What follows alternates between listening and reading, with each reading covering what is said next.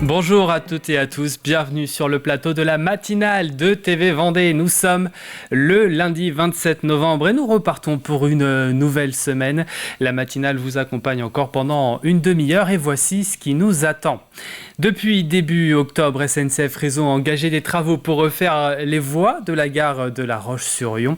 Plusieurs dizaines d'agents sont mobilisés chaque nuit, nous les avons suivis. La région a lancé samedi officiellement le coup d'envoi de la première édition de la promotion. 100 jeunes volontaires âgés de 15 à 20 ans issus des 5 départements se sont réunis à l'hôtel de région à Nantes. Nous allons également parler de sport dans votre journal avec du foot et du hockey. Je rappelle également qu'Alexandre Lenaour me rejoindra pour le JDS à partir de 8h45, dont un petit peu moins de 15 minutes. Maintenant, il y aura le jeu de la semaine avec des places pour les matchs de basket, pour le Vendée Chaland Basket à remporter, des matchs de championnat 2023-2024. 2 gagnants remporteront 2 places chacun. Et il faudra répondre à la question que je vais vous poser tout à l'heure, à suivre le premier indice pour vous aider. Place aux prévisions météo du jour avant de développer tout ça. Le temps est maussade dès ce début de journée. La pluie devrait être de la partie un peu partout en Vendée. Concernant les températures, nous avons ce matin 9 degrés dans les terres, en moyenne 13 proche du littoral. Ça devrait se découvrir un peu cet après-midi, mais voilà, les éclaircies arriveront quand même à faire quelques percées, mais voilà, c'est ça, les averses ne seront jamais bien loin. On aura entre 12 et 14 degrés pour ce qui est des températures, donc au meilleur de la journée. Après la météo, voilà la carte des marées. La basse mer est prévue à 10h19 pour être précis. La prochaine, c'est dans la soirée, 22h36. Entre les deux, nous avons la pleine mer à 16h30 en fin d'après-midi, coefficient marée de 90. Les marchés alimentaires. On a Noirmoutier, les Sables d'Olonne ou encore, comme vous pouvez le voir, Jars-sur-Mer. Ça se passe donc du côté du littoral, mais on a aussi Benay qui organise son marché le lundi dans le sud-est du département. Nous sommes le lundi 27 novembre 2023 et le 27 novembre, nous embrassons les Astrid, Séverine, Virgile. C'est le jour du chou-fleur. Il fallait bien un jour pour en parler. Peut-être que vous en êtes un amateur d'ailleurs, un aliment riche en vitamines C et B. Il renforce les défenses immunitaires. Des personnalités fêtent leur anniversaire. On pense à Aimé Jacquet, l'ancien sélectionneur des Bleus, champion du monde 1998, qui a 82 ans.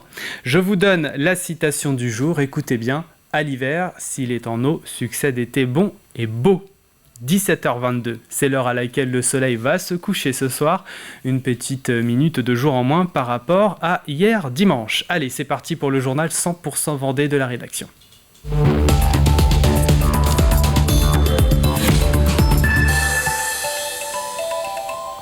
Toutes les nuits, depuis début octobre, la gare de La Roche-sur-Yon est en pleine effervescence. Plusieurs dizaines d'agents sont mobilisés pour renouveler les voies. Au total, 1 km 200 de voies et d'appareils de voies sont renouvelés, avec pour objectif notamment un meilleur confort pour les voyageurs. Un chantier financé par SNCF Réseau pour un coût de 4 millions d'euros au total. Un travail minutieux qu'a suivi Julie Morini. 21h30. Les rues de La Roche-sur-Yon sont presque désertes. Pourtant ici, la journée commence à peine.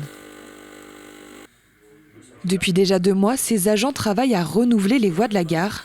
Il faut bien sûr attendre que la circulation des trains soit terminée et le respect du timing est primordial. Parce que demain matin à 5h, le premier train doit passer. Donc chaque agent a un petit peu cet objectif de rendre à l'heure. Au total, 1,2 km de voies et d'appareils de voies seront renouvelés, des rails, des traverses et des ballasts tout neufs. Ce qui va être nouveau, c'est qu'on a changé l'armement. On est passé de traverse bois à traverse béton sur l'ensemble des 4 voies refaites. Et on est passé du rail double champignon, qu'on appelait avant du vieux rail qui avait une centaine d'années, un peu plus de 100 ans même, à du rail vignol, donc 50 kg, qui devrait tenir au minimum 50 ans. Les équipes sont minutieuses et chacun connaît ses missions. Le rail est soulevé par des pelles et posé sur les traverses. Les ouvriers resserrent ensuite les attaches et la voie prend forme. Un chantier financé par SNCF Réseau pour un coût de 4 millions d'euros. Ces travaux sont nécessaires notamment pour le confort des voyageurs, car si les voies ne sont pas renouvelées, les conséquences, ça va être une réduction du confort sur le voyage. Donc les défauts dans la voie se ressentent sur le confort dans un train et également peuvent entraîner des perturbations des circulations avec des limitations de vitesse temporaires. Donc par exemple, quand une voie est trop usée et qu'on ne peut pas la rendre à sa vitesse normale, on est obligé de réduire la vitesse. Et donc là aussi, ça a un impact sur les temps de parcours des voyageurs. La nuit se termine, les délais sont tenus et les trains pourront partir à l'heure. Fin des travaux prévus pour mi-décembre. Dans le cadre des journées portes ouvertes de la protection judiciaire de la jeunesse, l'unité éducative d'hébergement collectif de La Roche-sur-Yon a ouvert ses portes. Il reçoit 12 jeunes placés sur ordonnance d'un juge pour une durée moyenne de 6 mois. Ils y sont accompagnés par des psychologues et des éducateurs spécialisés afin d'essayer de les remettre dans un parcours éducatif positif et valorisant. Ce sont des jeunes, la plupart du temps, en grande carence affective et éducative. Le but est également de recréer du lien avec leur famille. Alors d'abord de l'accueil, une intention inconditionnelle qui est de penser qu'ils peuvent, en dépit de leur traumatisme, en dépit de leur histoire, en dépit de la gravité aussi des actes parfois qu'ils commettent, qu'à partir des propositions éducatives qu'on partagera avec eux, ils vont comprendre le sens d'une vie ordinaire sans jamais récidiver et en recentrant l'intérêt sur eux pour avoir une vie comme vous et moi. L'objectif de notre métier, c'est la réussite éducative. Effectivement, c'est le fait qu'il puisse évoluer sur les 6 mois de son placement, qu'il puisse avoir mis des choses au travail. On attend surtout qu'il ait pu trouver des adultes référents, de la confiance, des partenaires en insertion pour pouvoir un peu avancer sur son projet et surtout recréer un lien avec la famille pour que la communication puisse être établie entre eux et qu'ils avancent ensemble en fait après. La commune de Cugand a lancé son premier atelier participatif de végétalisation des cours et chemins d'école, les écoles fertiles, avec Green Life Experience. Cette initiative inédite en Vendée a été souhaitée par la municipalité dès l'été 2022 et suite aux fortes chaleurs. Des réunions participatives, présentation du projet ont eu lieu. Elles ont permis de partager les idées projetées et les répartition dans l'espace en prenant compte du temps long. En cet automne, les plantations et installations commencent. Enveloppe financière estimative sur 3 années, plus de 145 000 €. La première étape est de laisser les enfants réouvrir les sols. Là où on a vu beaucoup de résine, beaucoup d'enrobés, on réouvre les sols pour redonner de la vie au sol. On a tout à l'heure vu quelques vers de terre qui refaisaient leur apparition. Ensuite, recouvrir le sol de paillage organique, un paillage qui va permettre aux vers de terre de retrouver de l'espace et aux micro-organismes de se redévelopper. Et puis la plantation, enfin, de plantes vivaces, de petites plantes au pied des arbres en place, de manière à rapporter de la biodiversité. C'est vraiment un choix de notre équipe pour le bien-être de nos enfants, pour les apprendre à vivre vraiment au cœur de la nature, apprendre les petits et les grands aussi à respecter la nature, c'était vraiment important. Et puis, comme je le disais, de faire revenir la biodiversité au cœur de Bourg, et ça commence par nos écoles. C'est important pour que nos enfants puissent redécouvrir les joies de jouer dans la nature, de retrouver les petites bêtes dans l'école, juste de gratouiller la terre déjà, rien que ça. C'est aussi une porte d'entrée pour toucher plus largement la population parce que déjà les enfants vont être sensibilisés dans un premier temps, mais aussi les parents et aussi les familles plus largement. Moi j'aime beaucoup jardiner dans le cadre du privé, donc le projet de végétalisation, je trouve que c'est très important d'y participer. Est-ce que ça représente pour vous d'avoir des cours avec des végétaux, des arbres? Est-ce que ça peut changer aussi votre quotidien? Oui, moi je trouve que c'est plus joli, je trouve ça plus joli. Et ça nous permettra de mieux respirer plus que dans une poire en béton. La région a lancé officiellement le coup d'envoi de la première édition de la promotion samedi. 100 jeunes volontaires âgés de 15 à 20 ans, issus des 5 départements, se sont réunis à l'hôtel de région à Nantes. Ils viennent d'une candidature spontanée ou via l'annonce de leur chef d'établissement de la région. Parmi eux, 20 Vendéens. 3 journées de travail collectif ont été planifiées durant l'année. Une première année qui porte sur le thème de l'orientation. Initiative qui a pour ambition de faire contribuer les jeunes aux politiques du territoire de demain. Sujet qui nous est proposé par Anaïs Escalona. Orienter les politiques de demain, c'est l'une des motivations de ces jeunes à rejoindre la promotion. La promotion, c'est de permettre à chacun d'entre vous de vous accompagner dans votre cursus scolaire. Moi, j'aime souvent dire, je veux ouvrir le champ des possibles. Pour ces Vendéens, participer à cette initiative, c'est une bonne manière de se sentir impliqué à l'échelle régionale. Du coup, c'est mon CPE qui m'avait convoqué pour me proposer justement de participer à la promotion. Lui-même, il ne savait pas trop ce que c'était. Mais quand j'ai su que ça parlait de l'orientation, je me suis dit que ça ferait toujours un plus pour moi, pour mon dossier, et même que ça allait être intéressant de faire des rencontres qui allaient être inspirantes. Je me vois un petit peu comme ça, comme pas quelqu'un d'envoyé, mais quelqu'un qui a choisi de venir à la promotion pour trouver des solutions pour la Vendée. Et trouver à notre échelle, donc à l'échelle des jeunes, des solutions qui peuvent nous aider dans notre orientation. J'espère que peut-être ça va m'aider à découvrir un peu plus de formations. Plus tard, j'aimerais m'orienter dans le milieu de la politique. Après, c'est assez vaste, donc j'aimerais découvrir peut-être des écoles qui pourraient m'aider à m'orienter dans ce milieu. 3 journées de travail collectif ont été planifiées durant l'année. Le but pour la présidente, créer une instance de proximité avec la jeunesse du territoire. Je passe vraiment beaucoup de temps, notamment en septembre quand je fais les visites de rentrée, et on sent que les jeunes ont envie de s'engager, ont envie de participer. La seule chose, c'est qu'ils ont envie d'être traités d'égal à égal. Et en tout cas, moi, c'est ma conception des choses. C'est vraiment de ce travail collaboratif et puis aussi ludique, et puis aussi de participer à des rencontres parce qu'on a des jeunes qui sont issus de nos 5 départements. Ça crée aussi des synergies. Cette première année porte sur le thème de l'orientation. Prochaine rencontre en mars prochain. C'est la tradition. Chaque année, les gendarmes célèbrent Sainte-Geneviève, leur sainte patronne. C'est à Montaigu que le groupement de gendarmerie départementale de Vendée a choisi de la célébrer. Les adhérents de la UNPRG étaient conviés à la cérémonie religieuse. Il y avait des élus, comme le maire de la ville, Florent Limousin, ou encore le sénateur Bruno Retailleau, mais aussi le président du conseil départemental, Alain Leboeuf.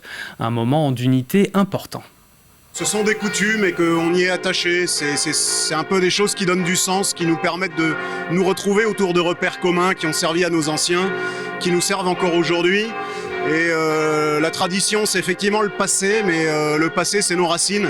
Et quand on sait d'où on vient, on sait où on va. Donc la gendarmerie est clairement fixée dans ses territoires, dans ses traditions, ce qui lui permet de se moderniser, d'aller de l'avant. Et on vit des périodes compliquées, puis elles semblent s'enchaîner les unes aux autres. Donc il est important que tant qu'on le peut encore, on se retrouve autour de moments plus festifs, plus conviviaux, avec aussi nos familles, nos amis, les retraités, les réservistes, les officiels, tous nos partenaires, pour pouvoir avoir des moments d'union avant de repartir de plus belle. Ce vendredi, 250 gendarmes vendéens étaient réunis. Et je vous propose d'ouvrir une page sport. On jouait ce week-end en National 2. La Roche Vendée Football recevait l'équipe d'Indre-et-Loire d'Avoine samedi soir au stade Henri Desgranges. Malgré une domination des Vendéens en première période, ceux-ci ont concédé 2 buts à l'équipe d'Avoine. La Roche est cependant parvenue à concrétiser en fin de première période, puis à égaliser dans la seconde phase de jeu, et ce malgré un pénalty raté. 2-2, score final, réaction de Frédéric Roculot, entraîneur du club vendéen. On n'a pas su les contrarier, même si on a une grosse occasion par saut, par Sony, la pointe pénalty qui frappe. Et là, si on ouvre le score, je pense que peut-être qu'il s'ouvre un peu plus et ça change l'issue du match. Sauf qu'on ne score pas. Et derrière eux, ils marquent sur 2 coups avec un peu de suffisance de notre part. Il fallait absolument qu'on soit en capacité. Donc on vient avec ce 2-1 avant la mi-temps. Après, voilà, il nous a manqué ce petit truc supplémentaire, ce petit plus supplémentaire pour aller chercher la victoire. Bon, ce qui m'énerve aussi ce soir, c'est qu'on loupe le énième pénalty cette saison. Si on retient sur les 2 saisons, ça fait beaucoup de pénalty loupés. Donc il va falloir faire attention parce qu'on avance peu au niveau des points, donc ça reste une contre-performance, quoi. Et puis en hockey sur glace, le Ogli recevait Courbevoie, le club francilien, pour la 8e journée de Division 2. Les Lyonnais se sont imposés sur le score de 5-4 après l'ouverture du score et un premier temps remporté 2-1. Les Aigles du Ogli cèdent face à Courbevoie la 2e période, 4-3, mais la réaction des Vendéens interviendra dans le dernier tiers-temps avec 2 nouveaux buts de la victoire, donc sur le score de 5-4. Le Ogli reste donc 4e du classement après cette victoire à domicile. Prochain match face à l'équipe d'Amiens, samedi prochain à la patinoire Arago. Les mots du coach du hockey glacionnais. Des 2 bonnes équipes qui s'affrontaient. Après, on a perdu un petit peu d'énergie parce qu'on a fait beaucoup d'infériorité numérique. Donc ça nous a coûté énergie, mais la belle réaction en 3e tiers-temps. L'ambition, c'est déjà progresser bien dans le jeu, dans tout. Aussi, si on peut gagner des points, c'est les points qui comptent à la fin de la saison. Donc on a perdu 2 fois de suite. Donc On a réagi, on a gagné, on s'est dit on joue pour 3 points et on a gagné 3 points aujourd'hui. Et voilà, vous savez tout sur l'actualité vendéenne du jour. Place maintenant aux prévisions météo détaillées de ce 27 novembre. Le temps est maussade dès ce début de journée. La pluie devrait être de la partie un peu partout en Vendée. Concernant les températures, nous avons ce matin 7 à Pouzauges, 8 degrés à Mervan, 9 à Chantonnay et Fontenay-le-Comte, 10 à Luçon, 11 degrés à Montaigu, 12 dans les rues de La Roche-sur-Yon, 14 à Chaland, les Sables-d'Olonne et si vous vous trouvez à Noirmoutier, c'est là où il fait le plus doux. Ça devrait se découvrir un peu cet après-midi. Les éclaircies arriveront à se faire une place, mais les averses ne seront jamais bien loin non plus. Le ciel va concrètement bien se découvrir dans la soirée, quand la nuit sera tombée. Le thermomètre affichera au plus doux entre 12 et 14 degrés. Ça devrait s'améliorer demain, mais les températures en début de journée seront fraîches. À suivre le jeu dans quelques instants avec des places pour des matchs du Vendée basket, du Vendée Chaland basket, avec 2 gagnants ou gagnantes qui remporteront donc leur passe Open. La question arrive, le premier indice également, mais avant tout, c'est le moment de retrouver le JDS. Alexandre Lenao m'a rejoint sur le plateau.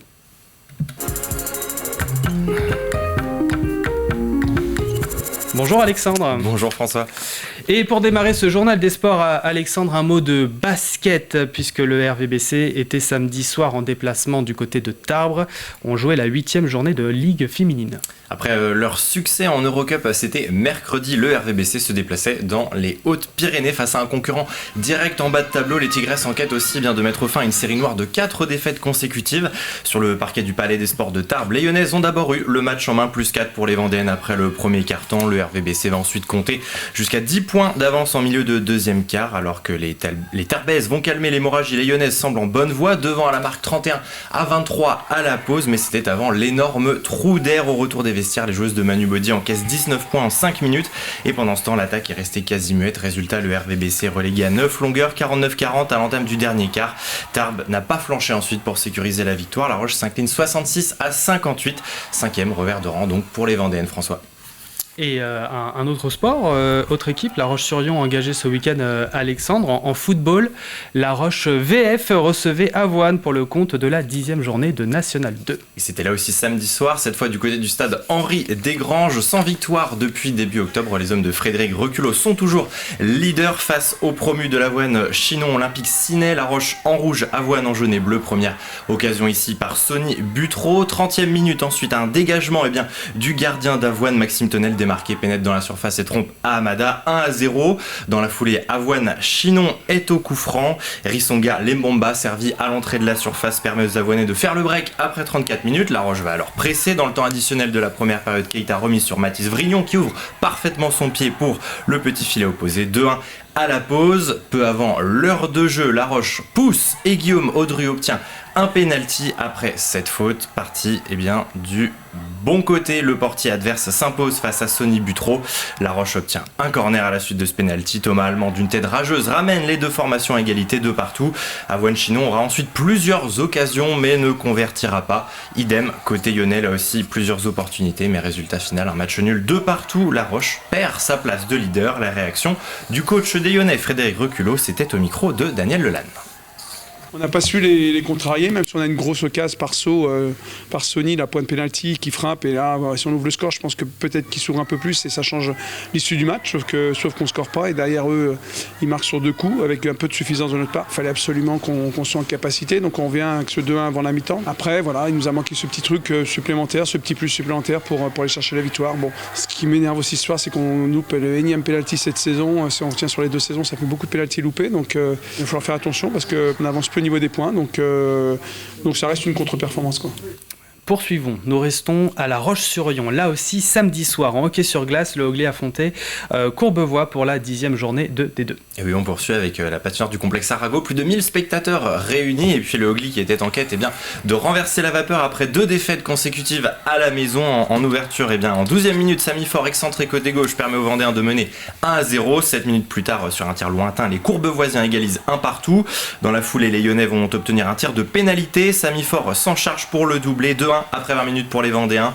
À l'entame, les Franciliens vont revenir à hauteur. Brett Piper égalise, 2 buts partout. Un match qui ressemble au jeu du chat et de la souris. Le Hogley va repasser devant après une erreur du gardien adverse sur ce tir lointain d'Axel Kli. 3-2 avant 3 minutes plus tard que ce ne soit au tour du gardien lyonnais de se manquer. Les Haussennais reviennent une nouvelle fois. 3-3. Immédiatement, Courbevoie repart à l'attaque et prend l'avantage pour la première fois dans cette partie 4-3. Le Hoguet a 20 minutes pour renverser la vapeur et recolle. Ici, grâce à Valentin Jacques, 4 partout. Et puis eh bien, on joue les derniers instants, 59e minute. L'homme providentiel s'appelle Bohus Farkazovski. Le numéro 59 lyonnais permet aux Aigles d'arracher la victoire. Succès 5-4, 3 points obtenus au caractère par les hommes de Juraj Oselka.